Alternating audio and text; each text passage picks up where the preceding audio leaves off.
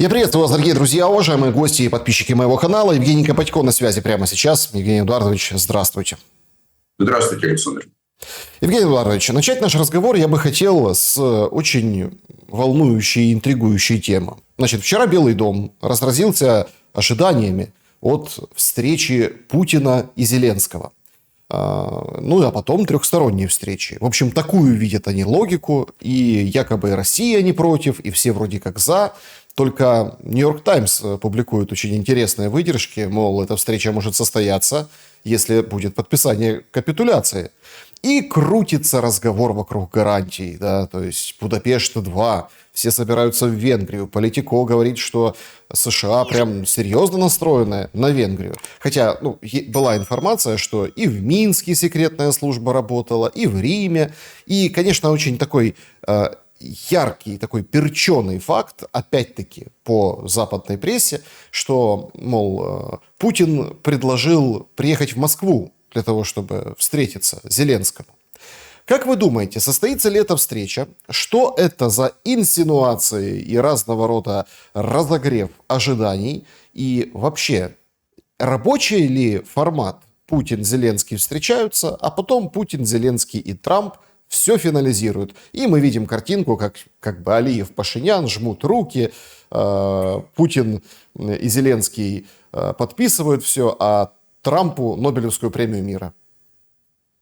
Вы знаете, столько, скажем, такой разной информации, которую лучше использовать в шоу разных. То есть вы абсолютно правильно сказали. Ну, как по мне, это такая, знаете, большая дымовая цветная завеса, за которой скрываются очень серьезные проблемы, связанные с тем, что, давайте так, Александр, трагедия от этого, что будет решена, то есть перейдет новое качество. То есть задача, на мой взгляд, сейчас стоит в том, чтобы это шоу продолжалось. И в данном случае хорошая аналогия у вас там Пашинян и Алиев. Но я так понимаю, что все-таки Путин это и Зеленский это несколько другая история. Просто другая история. Вот. И в этой ситуации там различные города, страны. Вот. Я думаю, что это, собственно, не суть в этом. Суть в том, что действительно будет ли прямой диалог, на что Путин согласился, раз. Второе. Очевидно, то, что вы сказали, Нью-Йорк Таймс, но это тоже не дружественная Трампу структура, она поддерживает, скорее всего, европейцев. А здесь я обратил бы ваше внимание на полный такой раздел. Да, то есть американцы и европейцы. Вот сейчас они точно играют в духе добрых следователей, что НАТО от этого закрылось, что 5-ю статью кто-то отменил, я имею в виду американцев и европейцев. Нет, этого ничего не произошло. Поэтому я думаю, что это просто розыгрыш уже идет карт на другом уровне, если хотите. Вот так вот я эту ситуацию вижу. Европейцы, они делают вид, что они играют сейчас злых следователей, а Трамп играет доброго следователя. Для меня картина не поменялась. Это суть там, какие города, там чужие страны какие-то непонятные, решения, участие. Я полагаю, что вопрос даже самой встречи сейчас не главное. Главное последствия, за которым будет. Европа уступать не будет. Я и понимаю, что Трамп с этим, я вижу, что Трамп с этим соглашаться тоже, наверное, не будет. Поэтому кризис это, скорее всего, будет перенесен на Украину. Не кризис, а имеется в виду решение этих задач и тяжесть какого-то выбора будет перенесен, конечно, на Россию и Украину. То есть этот экзистенциальный конфликт, который существует, он пока продолжается. Нет, подождите, а что не хочет уступать Европа? Европа не хочет уступать мир. Вот так вот, если что, коротко и понятно. То есть мир Европе не нужен. Так а в чем интерес? Подождите. Вот, если честно, для меня это была загадка, понедельничная эта встреча. Поехали все. Загадка? Нет, поехали все. Причем... Ну и что? И поехали они. И что они решили? Что, в принципе, в общем-то, НАТО будет поддерживать Украину. То, что расходы на вооружение европейцев стали выше. То есть, собственно, Трамп добился базовых вещей. То есть, консолидированная антирусская, антироссийская Европа, в которой Украина выступает инструментом или в роли торпеды. Какая еще разница? Что там произошло такого, что должно было меня или вас удивить? Я там ничего такого не увидел, по большому счету. Статус-кво пока этого конфликта сохраняется. Вопрос о мире, вопрос о какой капитуляции? Здесь вопрос такой, что это все болезненная история касается прежде всего нас. А их это особо не касается, у них это не болит. То есть они используют этот инструмент для того, чтобы оказывать давление на ту же украинскую власть. Хотя, с другой стороны, опять-таки, Александр, мы с вами не единожды в эфирах говорили, и ваши коллеги говорят, ну, теперь у Зеленского выше уровень субъектности. Ну, во всяком случае, декларируем. Еще месяц назад мы с вами, ну как, декларируем уровень субъектности со стороны западных партнеров, как они говорят. Еще месяц назад мы с вами обсуждали то, что говорит другие британские газеты. То есть мы с вами стали своего рода комментаторами, что типа Зеленский нелегитимен, что это никому не нужно и так далее. Мы там ловим какие-то пассажи, вот, людей, которые, ну, скажем, как мы полагаем, владеют неким инсайтом. Ну, ничего подобного это не случается, не произошло, вернее. И я считаю, на сегодняшний день, пока Европа, она занимает жесткую позицию, и вопрос о капитуляции вообще не стоит об этом. И речь идет о каких-то компромиссах, очевидно, да. То, что диалог идет, очевидно, да. То, что прямой диалог может быть между Путиным и Зеленским, это, возможно, да. Вопрос дальше, что?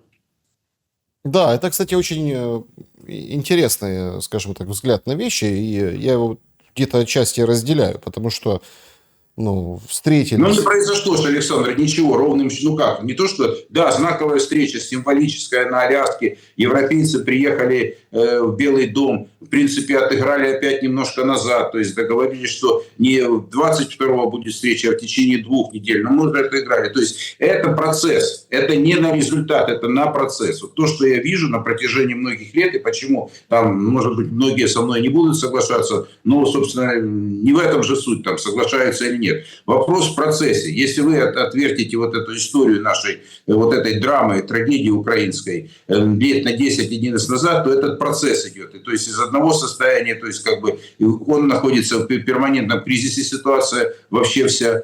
И только процесс будет переходить на какие-то новые вводные. Пока вопрос завершения конфликта не стоит, потому что европейцы настроены резко против этих решений. То есть и вся их риторика, особенно там Мерца, того же Макрона о введении войск, ну, собственно, это не о мире. Давайте так, Смотрите, это не о мире. давайте тоже вот попробуем разобраться. Это, кстати, очень интересная штука.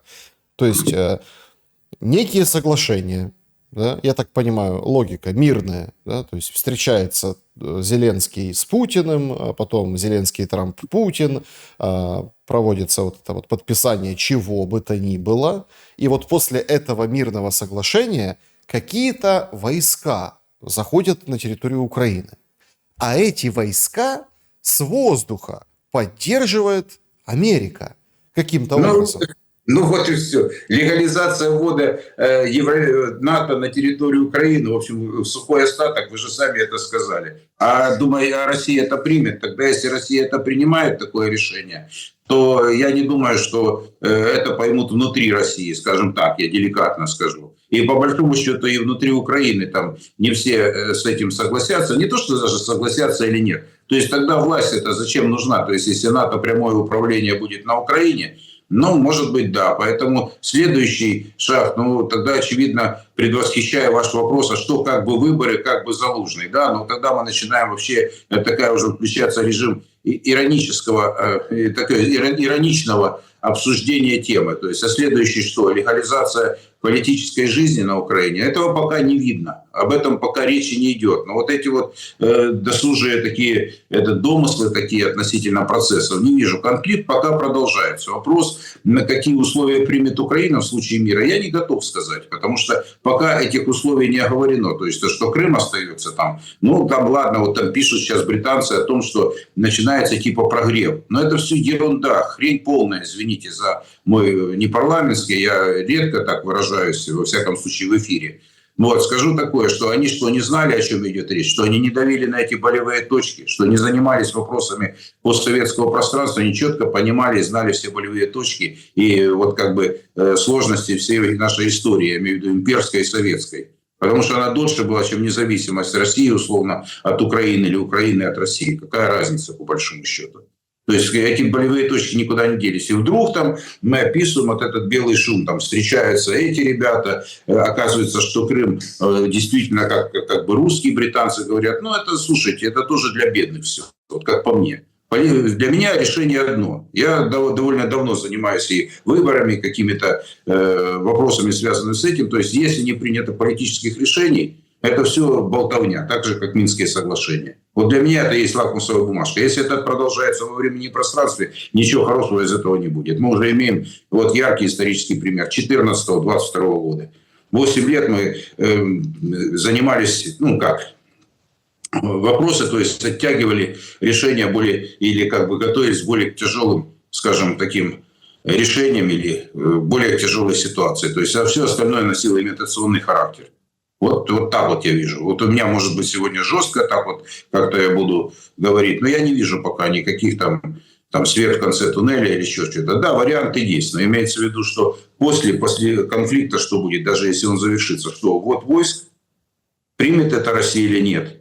Ну, собственно, пришло следующий вопрос. То есть это, по большому счету, я бы назвал это заявление тех же европейцев, это саботаж тех договоренностей, которые пытаются решить Путин и Трамп, и, может быть, Трамп и Зеленский. Хотя, опять-таки, вопрос субъектности Зеленского, вы себе сами ответите на вопрос, какой уровень субъектности в нынешней ситуации. Нет, в этом ключе, погодите, встреча с Путиным – это максимальный уровень субъектности и признания текущего положения дел. Нет, я имею в виду с европейцами. Нет, я имею в виду, что встреча с Путиным Зеленскому понятно зачем нужна. То есть, все. То есть, он встречается с Путиным, он разговаривает с Путиным, смотрите, в общем, и никто даже не пикнет в сторону того, что там срок, полномочия, как это было в овальном кабинете, когда Трамп говорит, а если 3 года война, вы точно так же 3 года будете не проводить выборы, на что Зеленский просто улыбнулся, посмеялся. Это наша интерпретация. Что смеяться? Человек, который хочет максимально остаться у власти. Его публичная имиджевая политика связана с его имиджем сохранения власти. Его команда довольно жестко держит бразды правления. Они доводят всего мира. Вот слушайте, да, кстати, вы подтолкнули к интересному такой аналогии. То есть это как раз говорит о том, что власть на Украине незыблема, если остается Зеленский. Смена – это хаос, это, скажем, потеря каких-то ориентиров, это неопределенность и так далее. То есть, по большому счету, еще раз говорю, те, кто платит деньги, они сейчас моделируют ситуацию. С ним, без него останется Зеленский у власти. Все это тоже для меня вторично, потому что сейчас как никогда высоко стоит вот сам образ Зеленского как президента, что он является субъектен. Потому что вы правильно сказали, если это будут прямые переговоры Зеленского, Путина и Трампа, это серьезная его легитимация, скажем так, на этом уровне. Но опять-таки остается вопрос, который, наверное, на поверхность не поднимается. Кто будет гарантом, подписантом этих всех документов? То есть это же вопрос открытый. Власть реально нелегитимна, это признают на Западе. Я еще раз говорю, я не буду ни разу ссылаться на российские источники. Вот мы ссылаемся на британцев, мы любим немцев, американцев, то, что они говорят, поляков, кого хотите. То есть они ставят под сомнение легитимность. И многие говорят о том, что их задача переход власти. То есть они не знают, что делать с проектом Украины. Я уже вам об этом как-то в эфире говорил. Кто продолжит Зеленский эту историю? Будет смена, мягкая или жесткая? Какие последствия?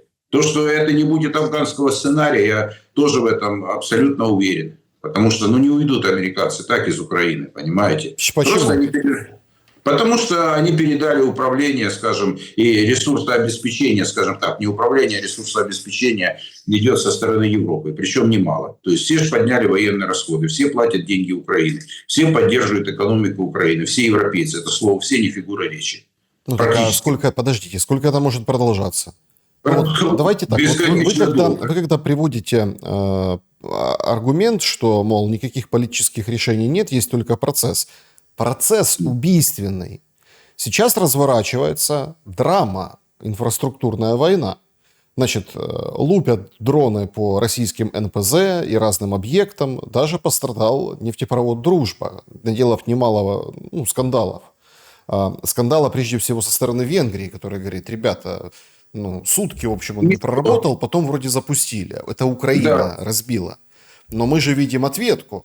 Значит, аналогично, симметрично это НПЗ или остатки этих цехов в Кременчуге, плюс ГТС объекты в Полтавской области, в Лубнах, тоже прошлой ночью. Измаил, огромный, скажем так, перевалочный на Дунае, порт, корабль, в общем, все разрушено.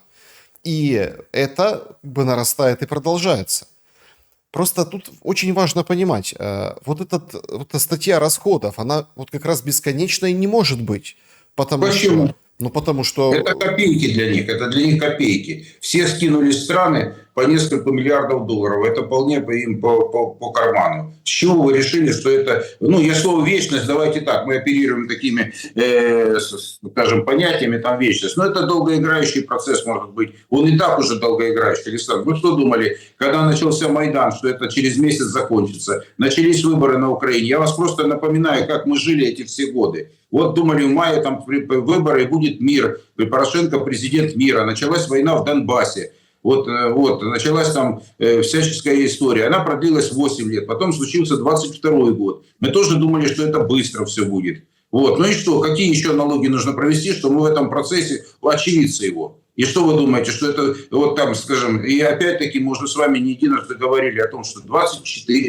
часа, там 48 часов, 30 дней, 2 недели, там еще какие-то аргументы были. Уже прошло больше, чем 24 часа, 72 часа или 3 месяца, или даже полгода. Ну, будет еще этот процесс тянуться. То есть он может перейти просто немножко в другое качество. А то, что действительно будет уничтожение инфраструктуры с той и с другой стороны, это происходит и сейчас. То есть оно стало более как бы концентрировано, локализовано во времени и в пространстве, условно говоря, там, допустим, сегодня Измаил, там какие-то НПЗ еще и так далее. То есть оно по-другому идет, эта вся история. Вот. Но процесс-то не остановился, война-то не остановилась, то ни на грамм. так, а как ее остановить? Ой, ну, я же еще раз говорю, прямые переговоры, да, вопрос легитимности остается открытым, потому что, условно говоря, Украина, вот та власть, которая сейчас присутствует, и многие люди, которые там находятся, не понимают, что этот режим, он как раз не про мир. Этот режим как раз создан был для того, чтобы чтобы была война. Это не хорошо, не плохо, там, это просто констатация. То есть есть люди, которые делают одну задачу, они, ну, вряд ли они могут стать миротворцами. Я не знаю, аналогии какие-то могут быть там. Но с Маннергеймом уже проводят аналогии не единожды. Там он был и, скажем, царским генералом был, и воевал, и потом, скажем, типа пощадил Ленинград, как говорят, а с другой стороны финны там активно участвовали в блокаде Ленинграда. Потом он был, когда была Финляндия, финляндизация всего этого дела. Ну, кто его знает. Сейчас рассматривают такие варианты, которые могут быть после войны. Ну, типа корейский и финский сценарий. Но я полагаю, что не в нашем случае.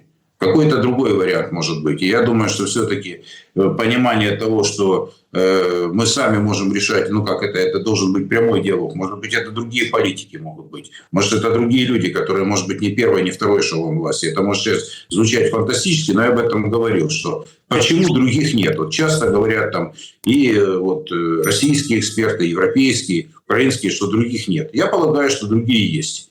И этот диалог должен быть прямой между Россией и Украиной, что бы там ни было. Вот я понимаю, это звучит сейчас, может, даже дико, но, как по мне, весь варианты, которые решаются извне, они будут, скажем, прежде всего решать и защищать интересы тех внешних игроков, которые этот процесс организовали. И фраза, кстати, американцев о том, что они, ну давайте так, что Америка не имеет отношения к этому конфликту, я еще раз повторю, они организаторы, соорганизаторы этого конфликта. Я, правда, не ставлю это на первое место, потому что все проблемы внутри нас были. Мы сами допустили этот конфликт, мы сами допустили вот эту братоубийственную ситуацию, которая связана с первым и вторым Майданом. Вот. И вот такая вот история. И это забыть уже как бы не получится, потому что делегитимация власти началась с первого Майдана. Вот отсюда все и пошло. Что бы там кому нравится, это не нравится, можно как угодно давать. Хотели лучше, хотели хуже. В результате получили то, что право на насилие оставили людям, которые почему-то решали, что они вправе определять, кому на каком языке говорить, кому в какую церковь ходить. Началось с этого. Да, ну мы затронем эту тему. Меня интересует, почему прекращение огня не выход? Ну вот давайте так. Почему не выход? Это выход очень важный. Вопрос как? Какие гарантии? Что будет дальше? Никто не ответил на вопрос. Какова будет дальше судьба Украины? Какова будет судьба отношений Украины и России? Это базовый, самый неприятный, самый сейчас трудный вопрос, на который нет сейчас прямого ответа. Я пытался провести аналогии, там, я подчеркиваю, это разные культуры, разный менталитет, разные даже этносы. Вьетнама, когда американцы с Вьетнамом воевали. Но как метод аналогии, что будет, что дальше, когда наступит мир, когда как бы закончится война, потому что там вопросов возникнет еще больше. Огромное количество людей, они перейдут как бы к другому образу жизни, которые ничего не умеют, кроме того, как воевать, но имеется за последние годы. И им очень тяжело будет выйти из этой ситуации. И я не думаю, что будет много людей, которые будут удовлетворены этим решением. То есть вопрос о том, что там кого-то разделить на несколько частей, уже не стоит, Александр. Но я полагаю, что следующий момент, самый сложный, тяжелый, как будет строиться отношения дальше. И смогут ли как бы люди внутри, вот скажем, те, которые долгие годы составляли одно государство, больше, чем годы независимости. И надо понимать, что нас может, скажем, решить, где мы можем совместно эти задачи как-то решать.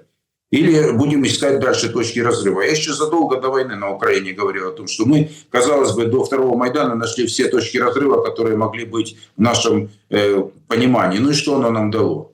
Вот, люди с разной этносной религии создают одно государство и живут вполне нормально.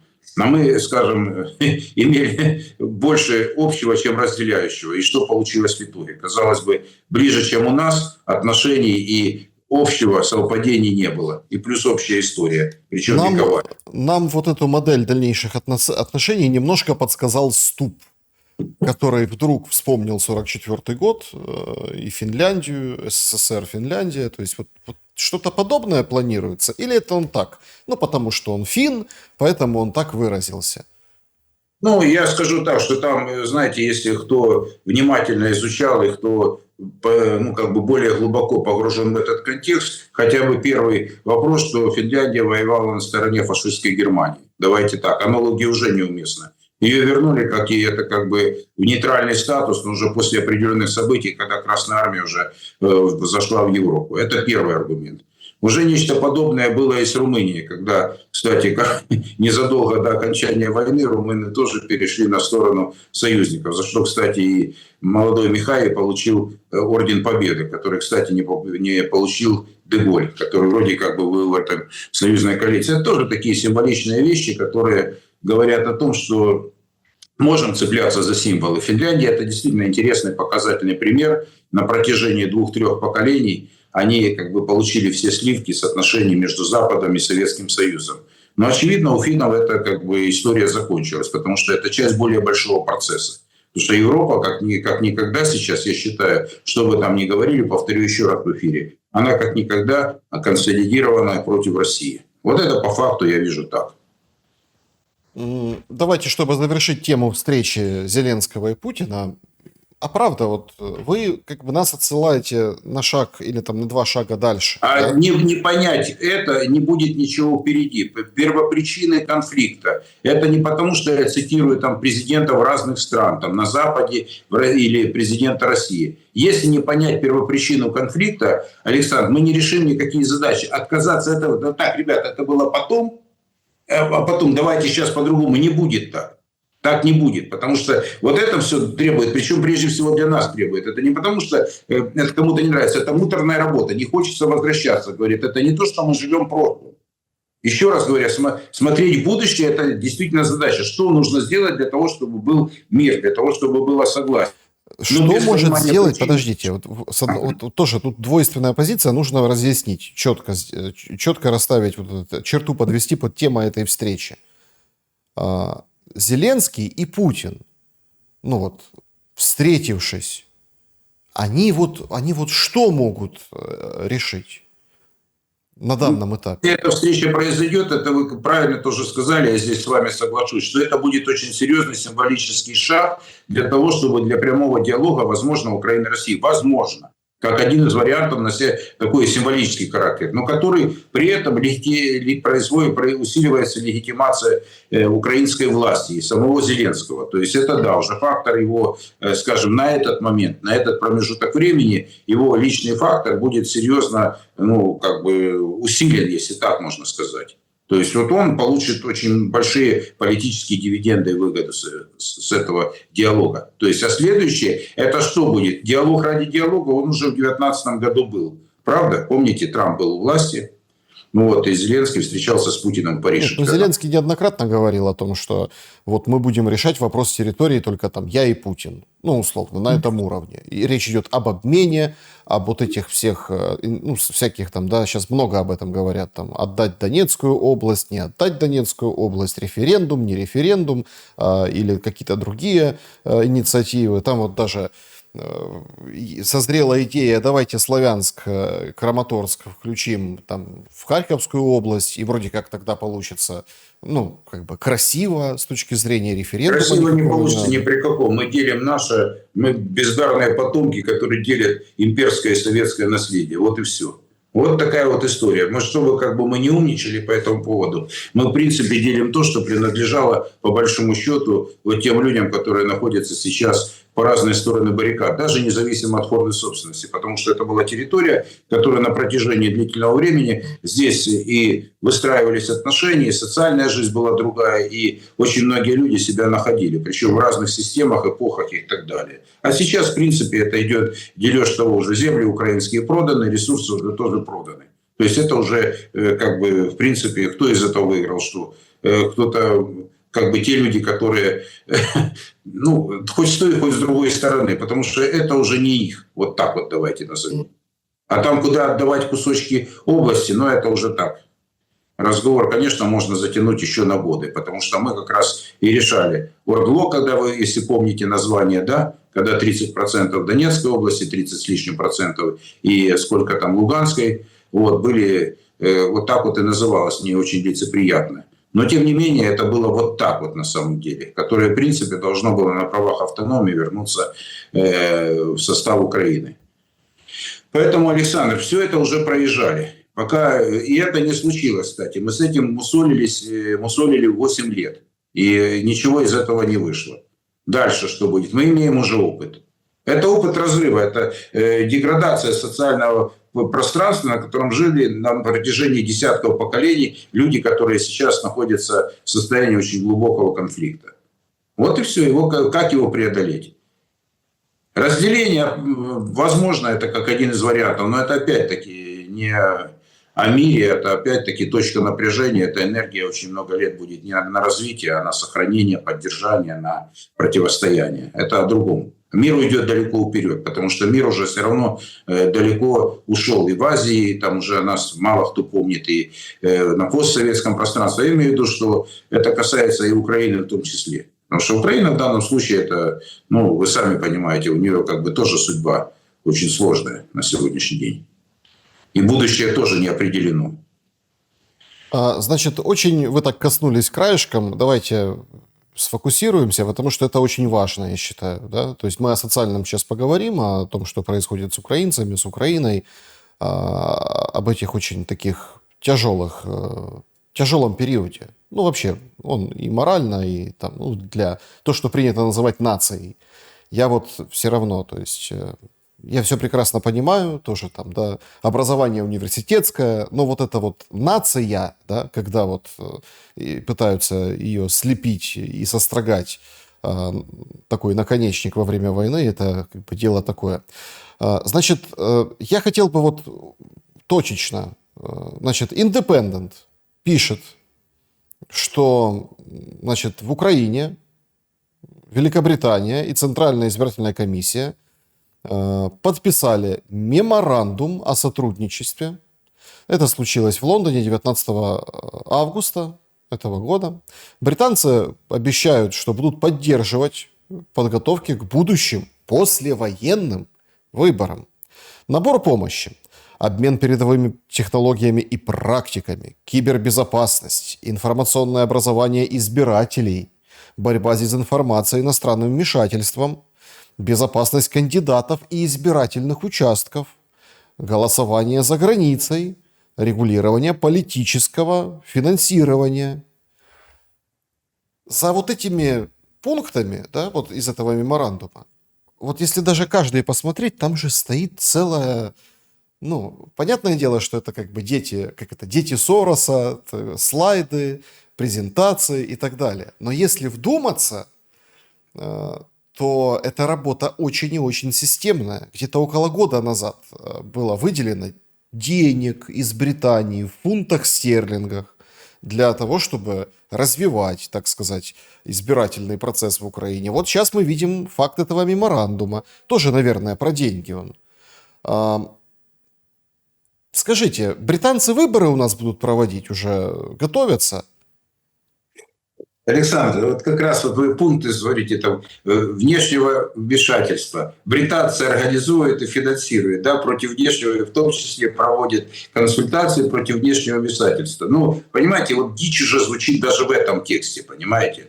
То есть люди, которые финансируют этот процесс, они будут говорить о том, что у внешнего вмешательства, ну, очевидно, какого русского там или какого еще оно может не быть. Дальше. Вопрос о том, как это работает, вот я провожу себе аналогию. Вот представляете, к французам приезжают американцы, технологи американские. Я даже далеко там не беру примера. Говорят, французы, мы вас будем учить выборам, потому что как-то нехорошо получается. В первом туре всегда выигрывает Ле Пен, а потом вы организовываете, там, шаманите, и получается такая история. Я вот сейчас вот как бы такая-то горькая ирония. Ну, слушайте, это ж дичь. Французские выборы, это вообще вот, которые ты смотришь и думаешь, вот ладно, бог с ним. Вот ребята никак, они полагают, что ну, люди это принимают, власть остается легитимной. Следующий вариант, румынский вариант. Приезжают опять-таки те же американцы, те же британцы. Говорят, слушайте, румыны, что-то тут у вас не так происходит. Там Джорджеску, там Антонеску или кто-то еще у вас там на выборах выигрывал. Да вы сказали, ребята, нас не устраивают результаты выборов, мы эти выборы отменяем.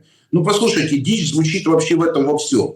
То есть сама по себе аналогия, вот как британцам, опять-таки, ну, американцы, по-моему, самые сильные по выборам, одни из самых сильных, у них там своя кухня, просто как аналогия. Приезжают тем же британцы, послушайте, британцы, у вас полная хрень. У вас такая ерунда, там получается с вашими там с ирландцами, там получается там, ну, имеется там северными, кто получается с уэльсами, там сложности какие-то есть. Давайте мы как-то у вас с вами решим эту задачу. И вот вы понимаете, что это вообще дико звучит с точки зрения здравого смысла. А мы это воспринимаем за чистую монету. Условно говоря, что при всей ну, вот как бы абсурдности этой ситуации, это, знаете, это даже, вот я не знаю, ну, вообще дичь. Нет, дичь давайте как бы красок добавим. Значит, вам мало красок, смотрите. Мало красок, смотрите. Директор избирательной комиссии Великобритании Виджай Рангарян говорит, мы готовы поддержать Украину в подготовке будущих послевоенных выборов. Глава ЦИК Диденко в подготовке к самым трудным выборам в истории нашей страны. Сотрудничество в сфере кибербезопасности и голосования за рубежом борьбы с дезинформацией позволит нам эффективно и результативно подготовиться. Ёлки-палки, возникает очень простой вопрос. Вот я вот даже вот представить себе не могу. Вы можете себе представить, например, приезжает к главе ЦИК коллега, ну, российского ЦИК, Центра избиркома, приезжает какой-нибудь коллега из любой вообще страны в мире, любой, и они вот говорят подобные вещи, подписывают подобный меморандум, и говорят, и, в общем, Россия помогает где-то проводить выборы. Ну, вот так. Вой бы стоял до неба. Все бы просто, ну, как бы разрывали информационное пространство, и бедная та страна, ну, гипотетически, чей глава ЦИКа приехал бы в Москву. А тут мы и все на голубом глазу, на чистом, стерильном, гладком, без извилин мозге вот эта информация пляшет и выдается за какую-то чистую монету. И это вы, заметьте, не я это сказал, Александр, заметьте, не я. Но на самом деле, да, вы аналогию проводите, подхватили эту тему очень правильно. Я вам приведу из нашей украинской истории. Выборы 99-го года. Вот, когда первый тур Кучма проиграл, как вы помните, да, потом во втором он выиграл там у Симоненко, там не то что с разрывом, там Тернопольская область там 120% дала. А когда я был на одном мероприятии, причем они Кучму там не очень любили, мягко говоря. Понимаете, какая штука? Вот, а получилось такое, приехали наблюдатели, я же в этих уже процессах активно участвовал, то есть там мы как социологи мерили эту ситуацию, видели, что там происходит и так далее. Но когда европейские приехали товарищи и сказали, что выборы прошли честно, ну тогда какие иллюзии? У нас относительно, вот так знаете, скажем, такой некий паритет был за счет того, что был, условно говоря, центр, запад и юго-восток. Вот эти выборы были, ну как, конкурентными еще в 2004 году. Но опять вспомните пресловутый третий тур.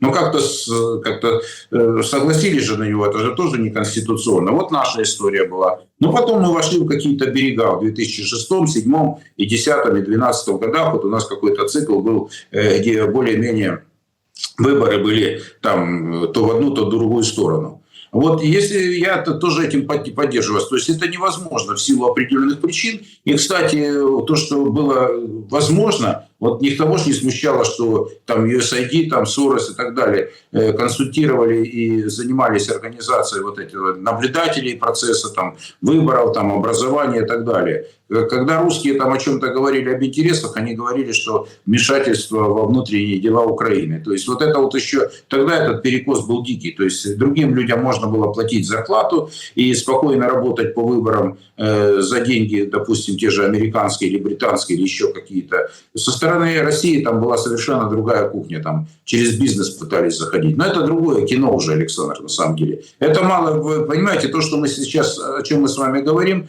это, ну, вот как бы ситуация, на мой взгляд, доведенная до абсурда. То есть это говорит о том, либо, знаете, там, чтобы не без пафоса такого, ну, если так этот процесс идет, то зачем эти выборы нужны? Я уже как-то сказал, там, меня как-то критикуют с той и с другой стороны, что, ну, тогда делайте, назначайте лучше, ну, не занимайтесь вот этой профанацией в виде, как бы, избирательного процесса. Ну, мало ли там французского и румынского варианта. Но это же будет уже украинский вариант с украинской спецификой. После того, что как бы одну часть населения вообще загнали под лавку, вообще, в принципе, с точки зрения каких-то оппозиционных шоу, даже если они, допустим, относительно лояльны украинскому режиму были. То сейчас это, ну как, какая конкуренция это на Украине в этом плане политическая? Может, в этом и нет необходимости никакой. Еще раз говорю. То есть вопрос выборов о чем? Что, ну, тогда уже сами приглашайте вот этих ребят-иммигрантов, занимайтесь, пусть мигранты, которые там миллионы живут в Европе, пусть они тогда тоже голосуют. Будет молдавский вариант еще. Вот, кстати, пожалуйста, вот третий вариант, молдавский еще. Французский мы видели, румынский видели, молдавский вы тоже видели вариант. Как за счет того, что когда население страны, которое живет в стране, голосует немножко по-другому, мягко говоря, а за счет мигрантов ломается, ну, скажем, результаты выборов меняются. Евгений Эдуардович, я вот, чтобы поставить точку здесь, да, и перейти к там, социальным проблемам Украины, вам не кажется, что это, ну как, оккупация? Ну вот смотрите, я раскрою, я не хочу там сильно громко, так, чтобы это звучало, но вот давайте так. Выборы, значит, будут проводить британцы. Вот выходит Подоляк, пишет там, да, советник офиса президента, выходит, ну, много пишет, там, что показал Вашингтон и так далее. В общем, надо удержать субъектность. Ну, в общем, понятно. Смысл того, что он пишет, что, значит, Америка и Россия нам не навяжут никаких вот этих разрешений, а Киев требует ввода войск. Ну, о чем что вы комментировали выше сегодня. То есть, получается, выборы проводят британцы, ввод войск. Ну, там Франция, Британия так-сяк. Сейчас вот немцев обсуждают, что немцы кого-то там введут. Ну, там или какие-то другие контингенты. Даже если это будет некий мягкий сценарий, о чем тоже аналитики говорят, что введут войска, ну, условно, там, европейцы и какие-нибудь китайцы. Ну, нейтрально имеется в виду, другая страна. Ну, вот, даже при этом факте, то есть чужие военные, абсолютно там чужие, они будут тут что-то обеспечивать. Обеспечивать там безопасность или соблюдение перемирия или еще каких-то вещей. Но, а я с позиции вот украинца, если так посудить. То есть чужие сапоги здесь, разных стран, выборы, то есть то, как я хочу, чтобы у меня была устроена страна, то есть я отдаю свой голос за какого-то из кандидатов, будут считать британцы. Значит, земля, это вы сказали выше тоже, там продана, сельхозземля, там недра тоже уже осваивают другие, инфраструктурные вещи. Вот сейчас же какие скандалы, там разбили этот Сакар, да, то есть все обсуждают эту историю. Но это же азербайджанские мощности. Короче, инфраструктурное это не этой страны вообще, это какие-то другие интересы здесь. И получается, что люди находятся, ну, как бы в заложниках. То есть их обложили со всех сторон. А если хочешь там проявить себя как украинец, ну, тебе, пожалуйста, там украинская церковь, украинская мова, Ну и там какие-то там новые герои, условно, какие-то там новые символы этой войны. Вот если, допустим, ты чувствуешь, что как бы вокруг все чужое и тебя как бы окружают, ну пройдись по какому-нибудь там, в каждом городе есть. Мы тут над Киевом как бы так горько шутим о том, что центр Киева превратился в мемориальный, ну вот, объект, то есть кладбище, по сути. Ну, там в каждом городе есть такие аллеи, где-то больше, где-то меньше. Ну, вот чувствуешь, что патриотизма не хватает. Вот тебе опиум для народа. Пойди, сходи, помяни, свечку поставь. И вот получается, что то, о чем вы говорите, а как жить дальше, уже, получается, украинцу рассказали. Ну, безусловно, мне нечего, я только могу подтвердить ваши слова, коротко и внятно. Да, в данном случае сейчас украинское население об этом спрашивать не будут. Его просто будут в этот процесс, ну, условно говоря, организовывать, чтобы он там непосредственно участвовал. Да, и в данном случае фактор субъектности – это будет условное понятие. То есть, да, легитимация при этом будет, люди придут, проголосуют, и вопрос даже не важно, в каком количестве. То, что там нарежут по новому округа, нарежут там, создадут списки избирателей из тех, кого осталось, возможно, привлекут тех, кто голосует за границей, и, собственно, процесс будет запущен. То есть скажут, тут вы хотели выборы, вы получили. Но в данном случае это ничего общего с тем, что называется субъектность, не имеет. Вот, просто это будет возвращение в некую такую управляемую субъектность, если хотите. Управляемая, контролируемая субъектность, потому что в данном случае это даже, я не думаю, что люди против этого будут как-то выступать, потому что очень долгие годы, многие годы люди занимались совершенно, они хотели просто тупо выжить. Вот и все. А дальше это вопрос такой, какие уже там навязанные будут действия, да, люди это примут.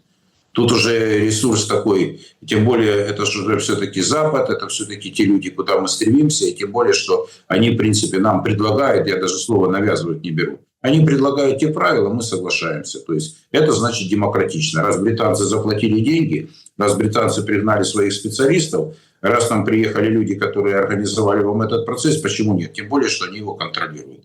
А вопрос другой, что для того, чтобы как-то жизнь была хотя бы некая конкуренция, вопрос задается, а зачем?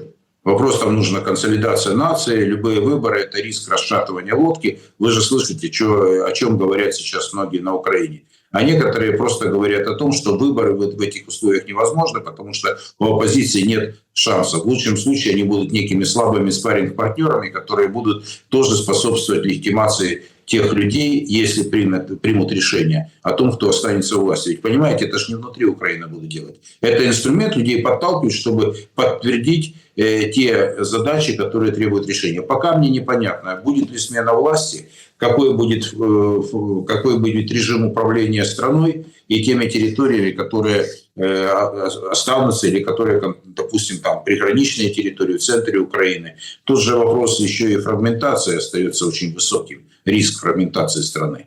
Ну, при всем этом деле. Там у румынов свои интересы, у венгров свои интересы, у поляков свои интересы. Мы же не должны взрывать. Мы даже за скобки вынесли российскую, скажем, историю. Там же тоже есть как бы миллионы людей, которые живут по-другому и думают по-другому. И которые, кстати, миллионы людей, которые считают Украину своей родиной. То есть, и которые как бы смотрят на это, ну, как это не принято говорить, там, вот, скажем, у этой части аудитории, с которой мы ведем этот диалог. Вот. Но там действительно есть тоже миллионы людей, которые тоже как-то, и для них не пустой звук остается Украина. Ну, то есть, как это соединить, я пока не готов сказать. Я так очень деликатно пытаюсь говорить, потому что, понимаете, по разные стороны баррикад есть люди, которые не могут дать ответ на вопрос, какой будет Украина будущего и будет ли она вообще. Опять-таки, мы опять цитируем западные источники, не российские, скажем так. Понимаете, в чем дело? Тут тоже такой весь тонкий лед и очень такой важный вопрос. Получается, что, исходя из того, что мы видим на улицах, ну, например, там в Волынской области, в селе ТЦКшники стреляли в пенсионерок. Потом рассказали, что, ну да, там применяли оружие, потому что кого-то там задерживали, они камнями бросали в машину. Ну, то есть угроза жизни, они там вот, ну, ранили пенсионерку, не ранили, непонятно. Ну, вроде как сообщают с места, что ранили, отвезли в больницу, там, попала там как-то пуля, в общем, щеку, в общем, зашивали, что-то такое. Когда где-то между двух областей, да, вот это вот там Бердичев тоже, ну, то есть ТЦКшники там пьяные вырывают окна из автомобиля, где сидят дети, погоня, дети молятся. Ну, в общем, какая-то дичь происходит. Жуткий ад происходит внутри. И полицейские становятся, ну, это же как лицо государства. Ну, вот, вы помните эту реформу, да, когда милиция стала полицией. Это вот человек с властью. Это как первый представитель государства. То есть тебе нужно что-то, чтобы тебя защитили, или какую-то там, ну, там, справедливость какую-то, да, там, расследовали что-то. Ты звонишь в полицию, правильно? Ну, вот ДТП, звонит мужик в полицию, его... Это не единичный случай, там, по всей Украине так. Его быстренько пробили, еще и могут отмутузить, еще и там, в общем... А ДТП это потом. Складывается впечатление, что... Ну, Украина с точки зрения вот социального пространства, ну, она несется в бездну. Этот режим уже нельзя исправить. Ну вот нельзя. И его, получается, нужно как бы принимать, и ничего с ним нельзя сделать. Потому что я, когда говорю режим, я не говорю там власть, ну, политический режим. Я имею в виду социальный, как это, ну, социальное отношение, ситуация в обществе. Какие мысли у вас по этому поводу? Что вы думаете? Насколько вот это вот, ну вот как долгая война въелась настолько, что некоторые даже не представляют, а как это без войны? Ну, уже сейчас, давайте откровенно. А как это войны нет? Ну, то есть, а если мы отменим военное положение, у нас там все законодательство посыпется. Ну да, вот образно. И мы вообще, страна остановится. Как бы этот лом воткнуться в шестеренки и все. Нет, война нужна. А как это вот уже без ТЦКшников? Дети ходят, играют в ТЦКшников. Но это надолго как бы просочилось в подкорку. Александр, я уже вам на прошлом эфире говорил, что это не то, что, понимаете, это все трагично. Я не хочу тоже быть циником в этой ситуации. Это действительно такие очень жуткие, очень тяжелые, очень, так, знаете, что требующие какой-то эмоциональной оценки вещи. Безусловно, это не есть. Но еще раз говорю, Александр, чему вы удивляетесь? Право на насилие, когда людей начали бросать в мусорные баки, какие-то люди решили, что они решают власть на Майдане, вот это и началось тогда, унижение одних людей другими, без власти, без никого, когда избивали людей, которые не согласны с политическими взглядами, вот других. Вот тогда это началось, тогда почему-то никого это не смущало, когда на Майдане творился этот беспредел. Почему сейчас, вы думаете, это тогда ящик Пандоры этот открыт? Мы уже живем в этой бездне. Мы не заходим в нее, мы в ней живем. Это общество, которое расколото было Майданом окончательно и безвозвратно в 2014 году. Все, точка. Дальше уже какая-то реальность. Как мы из этого выгребем, я не знаю. Тогда возникают вопросы, которые вы задаете сейчас, их нужно было ставить тогда или еще до того. Или еще в 2004 далеком году, когда уже первые признаки этого были. Слава богу, тогда это было как-то в условиях диалога, там удалось вернуть при всех издержках политическое русло, вот эту всю историю. Тогда началось право, почему-то одни люди решили, что они лучше других понимают, как нужно строить Украину. Почему, когда ты там ходишь в одну или в другую церковь, я сейчас не об этом, не о морализации. Вот тогда просто произошел, вот когда вот этот социальный раскол случился, когда одни люди на уровне бытовом, социальных отношений, как правильно сказали, без полиции, без там Беркута, без военных, без гвардейцев украинских, они... Вот тогда началась эта история. Вот. И я просто хочу сказать, что на сегодняшний день очень важно понимать следующее, что выйти из этого можно, нужно опять-таки вернуться, когда это началось. Потому что не бывает такого, что все, давайте забудем это, и вот сейчас будем думать, как будут ТЦКшники. Это шло десятилетиями, эта история. Вы правильно сказали, что война это подтвердила. И вопрос даже не лом там в шестеренке, как это принято говорить. Вопрос о том, что действительно все можно поменять рано или поздно. Вопрос заключается, кто будет это решать. Те люди, которые организуют этот процесс, на мой взгляд, решать вряд ли это смогут, эти задачи. Очевидно, это какие-то другие люди будут. И вопрос заключается в том, каким они видят будущее Украины. Вопрос там, Украина же не то, что Украина в НАТО или Украина там вне НАТО или нейтральный статус. Самое время, это еще раз говорю, я не идеализирую ситуацию. Вот когда она была максимально субъектна, когда она имела вот этот нейтральный статус. Вопрос заключается в другом. Вопрос заключается в другом. Насколько хватит силы воли у тех, кто останется, вот решить вопросы, чтобы вот это как-то вошло, если не в берега, ну, чтобы можно было договориться. Потому что даже не сейчас, не с Россией или теми территориями, которые там под контролем, или где там линия фронта, а внутри Украины. Там же тоже дикий раскол внутренний, там же дикая взаимная неприязнь. Это уже следующее, это уже то, что произошло после 22 года. Понимаете, какая история? Это уже новые отношения, это новые какие-то вещи. И мы тогда подходим к ключевому вопросу, который мы так или иначе обсуждаем. Сколько останется людей, которые будут решать эту задачу? А вот это реально, это проблема, которую мы даже до конца сложности или как бы уровень сложности решения этой задачи, это связано с депопуляцией населения. Об этом говорили еще в далекие мирные нулевые годы, еще там до первого Майдана, и между ними, когда еще какое-то было понимание, что страна как-то пытается жить вот в этих границах, которые сложились после 91 года. Потому что это же тоже как бы сложная история была.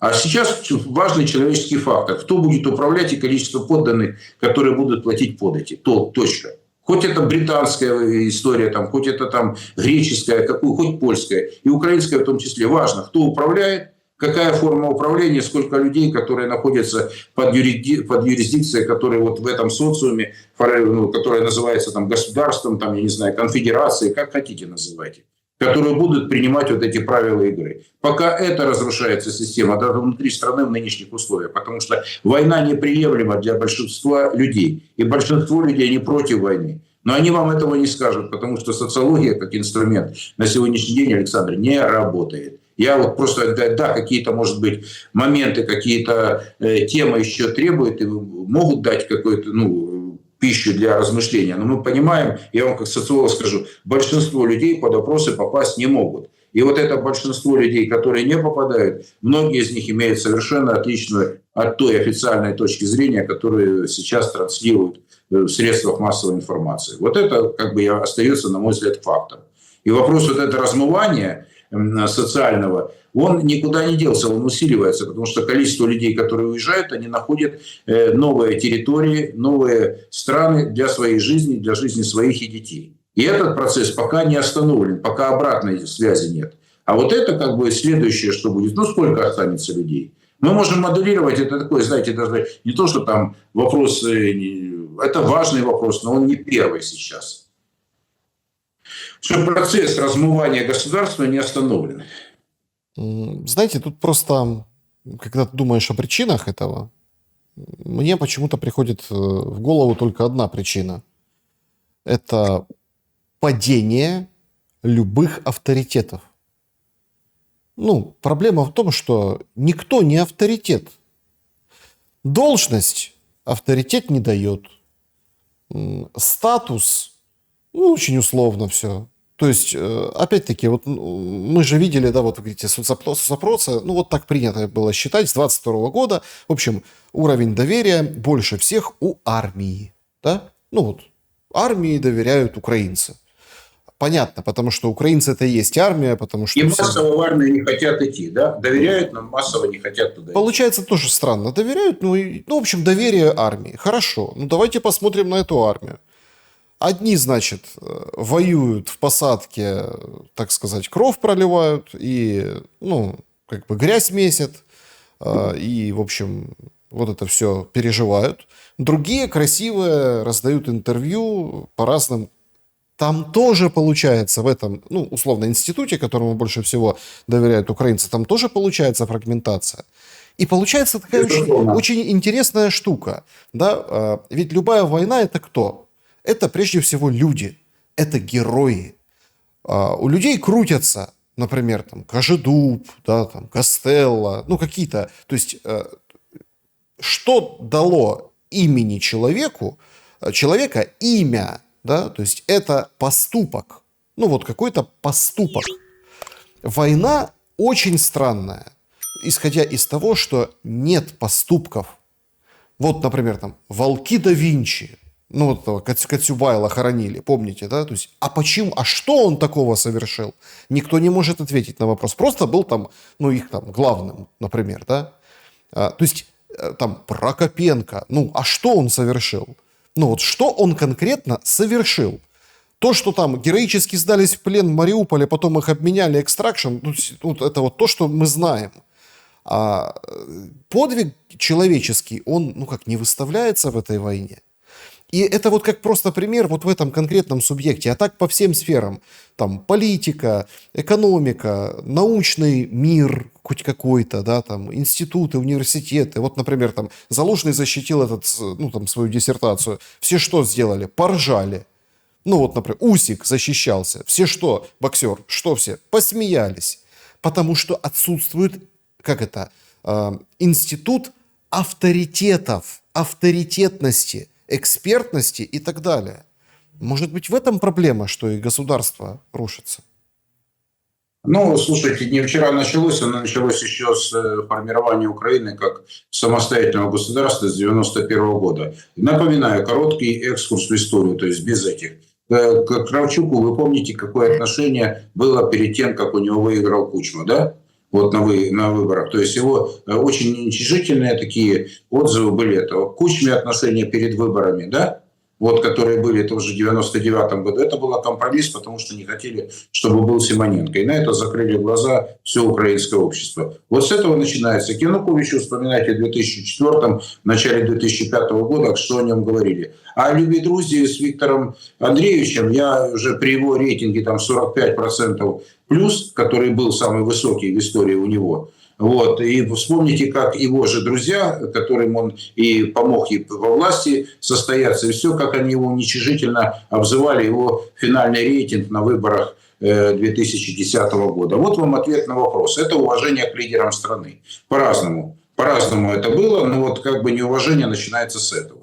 Теперь там культурой того, когда человек пытается, условно говоря, сменить, скажем, ну, я вам скажу так, пересмотреть свои взгляды на историю исторического прошлого, ничего хорошего от этого не получается. В силу того, что ты отказываешься от части своего прошлого и себя. Какое бы прошлое у страны не было, его нужно уважать. Отказались уважать свое прошлое. Вот с этого начинается уважение к себе. Нельзя нововыбранному человеку, который был членом коммунистической партии, а все президенты, включая до Зеленского, они были члены коммунистической партии. Я просто понимаю, как многие вещи происходят. А все равно же меняется, сколько партбилетов поменяли разные люди, прежде чем они стали кем-то. То есть это уже вопрос смены позиции. Это не стало чем-то таким из ряда вон выходящим. Я не говорю, что взгляды по жизни не должны меняться. Но уважение к своему прошлому, к своим традициям, вы вспомните на закате жизни того же Кравчука, что он говорил о партии, лидером которой он был в стране, номер 2 человеком был, идеологию обеспечивал. И что он говорил о том, ну, понимаете, это, в общем-то, уважение не может вызывать такой человек априори.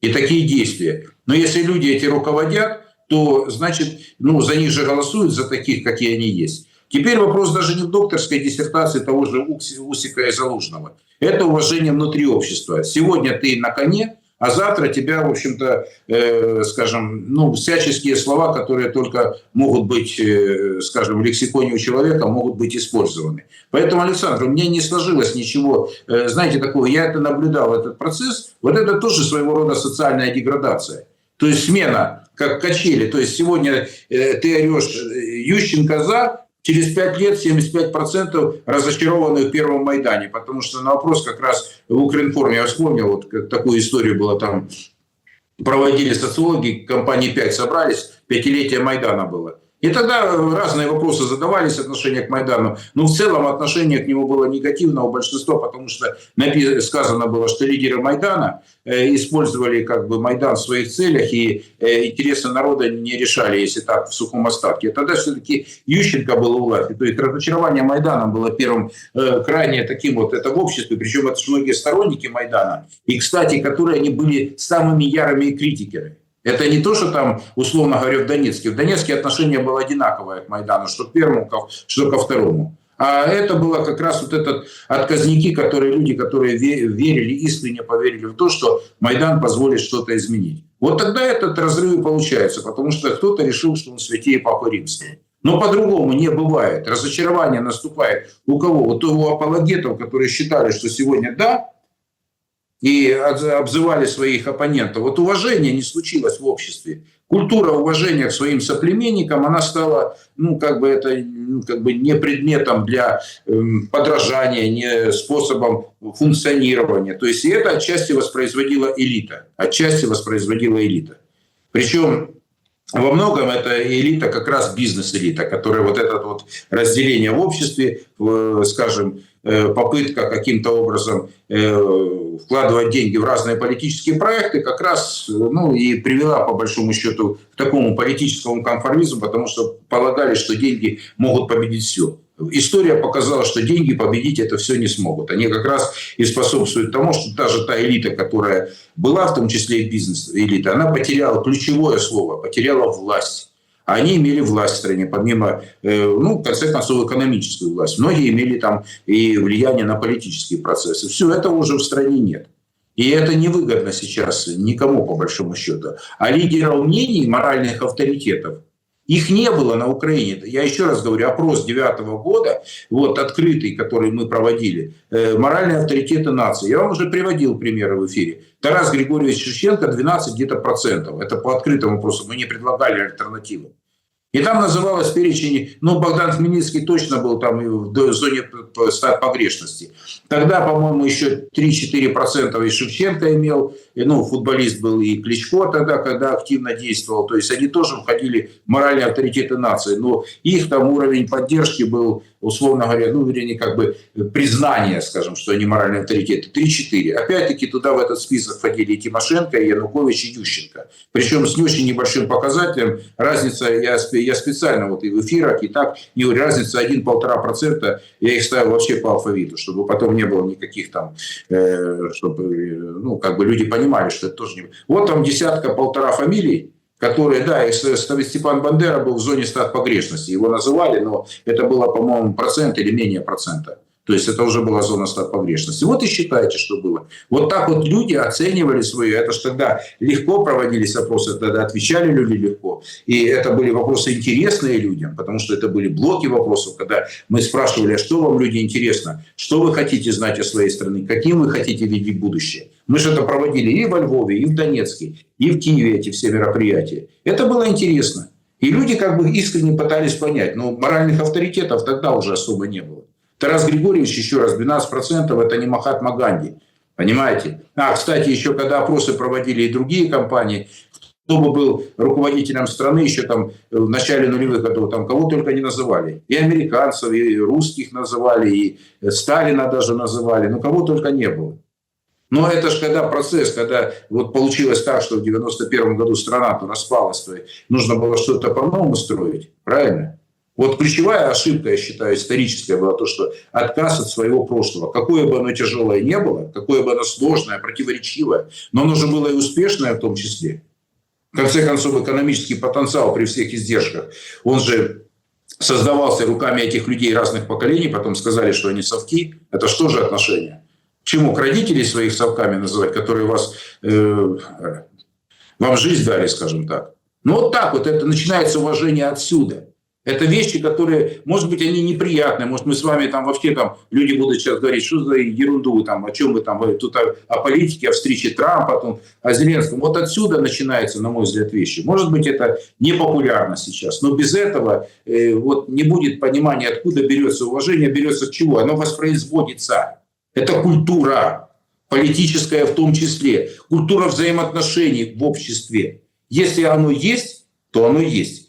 Еще раз говорю, здесь нет матрицы там какой-то страны. Но где-то примеры, когда общество создается, они же какие-то маркеры, которые объединяют людей. Ведь на Украине эти маркеры даже в конце 90-х были. Это попытка, что Украина страна, которая не имеет конфликтов. Я уже сколько раз об этом говорил. Да. Это очень важно. Мы это обращали внимание как социологи и той же власти, там хоть Ющенко, хоть Янукович, какая разница была. Мы говорили, это была ценность. Потому что не было Приднестровья, не было Грузии, не было Средней Азии, не было армяно-азербайджанского конфликта. Ну а чего за это не держаться? Чего это не воспроизводить, вот эту вот культуру? Ведь был запрос и на Западе, и на Востоке, чтобы так было. Неважно там о советском прошлом. Тогда люди понимали, что как бы и была ностальгия по советскому прошлому. Была и такая у большого. Но это поколение уже ушло. Многое это уже, как сказать, то, что касательно прошлого, это уже не то, что фантом, это какие-то уже, это уже пересказанные какие-то истории. Но все равно это есть понятие исторической памяти, ее никуда не денешь. Отказаться от всего, то, что создавало часть тебя, условно говоря. Ну, говорил человек на русском языке. Я же уже не единожды тоже говорил. Но не надо придумывать себе было другое. Это не значит, что не нужно было уважать украинский язык. Ну, так получилось. Люди выходили из этого, если они хотели бы договориться. Вот такая вот история, как по мне.